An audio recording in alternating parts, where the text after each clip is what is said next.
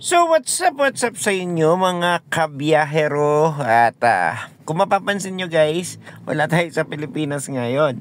Yan, nasa Hong Kong tayo. Dito tayo sa Big Buddha.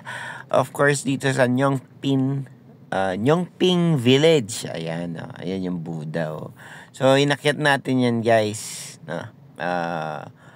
Daig pa ng grotto na pinapanik natin dito. Uy, grabe. Pero sobrang lamig. Hindi ka pagpapawisan talaga. Sobrang sarap ng klima dyan. May enjoy mo dito.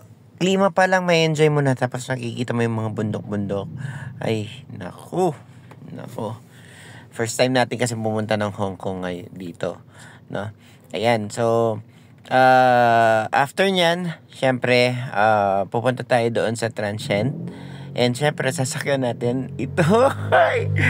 Guys, nung una, sa totoo lang, takot na takot ako dyan. Takot. Yan, diba? Mababaw pa yan. Malalim na, pero yun pa yung pinakamababaw. So, kung mapapansin nyo, mamaya doon, ay, nagpakit pa yun, Yun, so mamaya mapapansin nyo, doon sa isang footage pa, mas malalim pa. Tapos, halos parang dagat. Yan diba? Kung mabasag yan, kung maano yung car, yung cable dyan, ko po Lord. Wag naman sana. Yan, pero enjoy.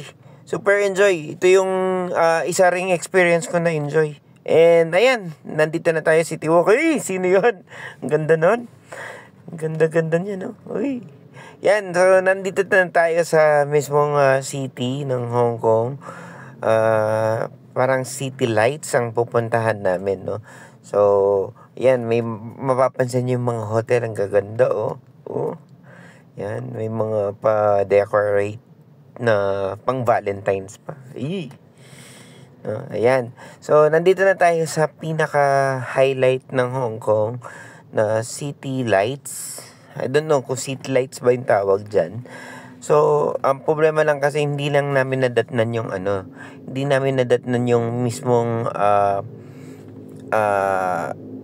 yung may music tapos parang naglalaban-laban yung mga building ng mga ilaw. Parang ganon. So, ayan, syempre day 1 pa lang yan ng Hong Kong trip natin. So, more to come. Abangan yung mga ibang vlog namin sa part 2 hanggang part 5 yan. Let's go!